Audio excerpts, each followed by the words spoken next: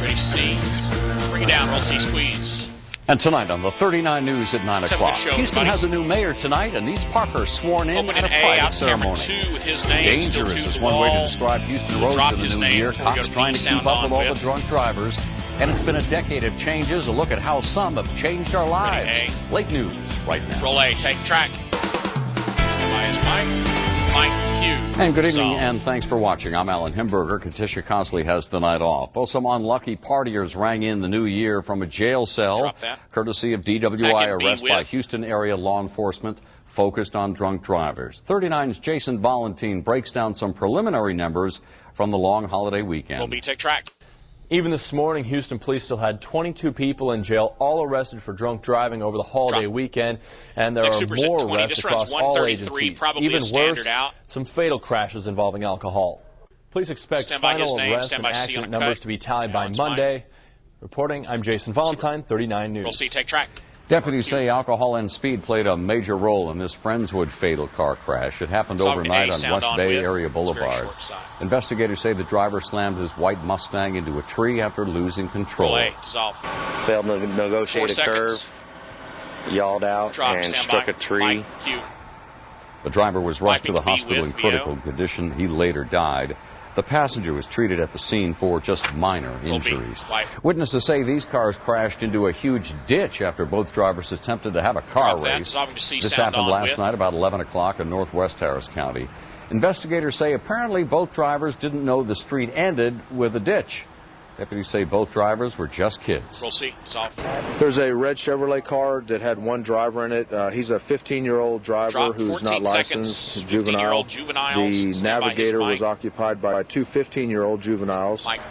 Both drivers were rushed to the hospital in serious condition. The passenger from the SUV is said to be okay. Deputies are now looking into whether the parents gave the teens permission to take the cars. Deputies say the parents may face some fines if they did allow them to drive without a license. Roll A, take. Now to some crime alerts. The police are investigating a shooting in southeast Houston. It happened overnight on Faulkner at Scott Street. Police responded to a shooting call and found a man with a bullet wound. The man says an unknown person pulled up in a car, opened fire, and then just took off. Emergency crews rushed him to the hospital where he is said to be in stable condition tonight. A SWAT team surrounded a house in southeast Houston today after a witness say a man armed with a gun tried to hurt himself. It all happened about 10 o'clock out in McCon and Pence.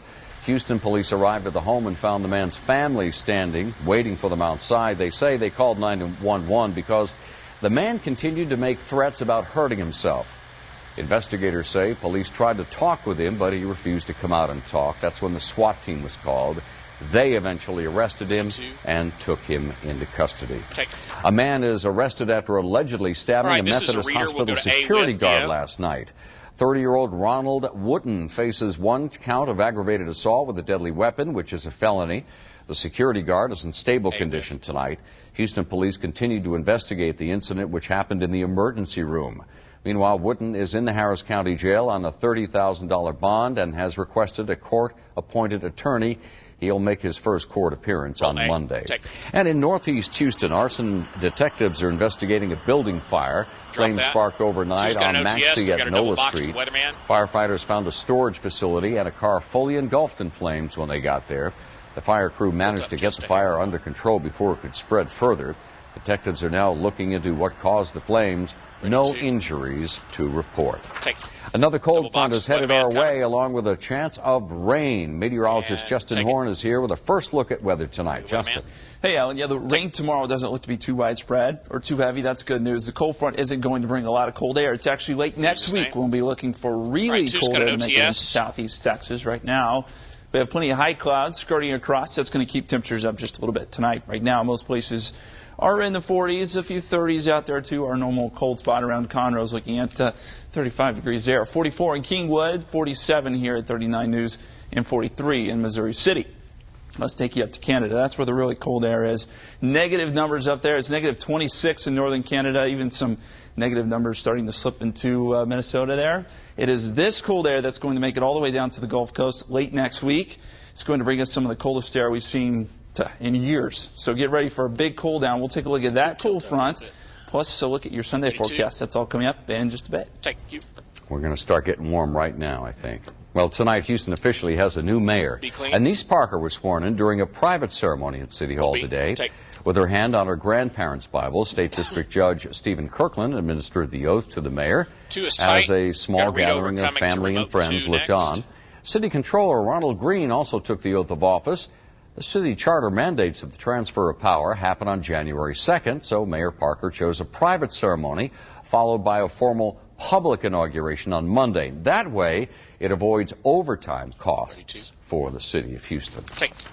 Well, a famous hangout for astronauts and space junkies alike is almost out of time. The Outpost Tavern has served the space industry for 3 decades, but the land the local hangout sits on has been sold, forcing the bar to close. 39's Mike Rockwood is live in Webster tonight with more on this. Mike? Well, that is right, Alan. This bar is a local landmark. For 30 years, folks have been coming here, and as you can see behind me, folks are still coming out here today. But the owner says all good things must come to an end, and this bar is running out of time. Roll A, take track. When you think NASA, you don't think of a bar, but many folks in the space industry think 10 seconds, we carry that on beer standing by. Well. Besides, the bar isn't closed just yet. Well, at least I'm here now and having a good cold beer. Take QM.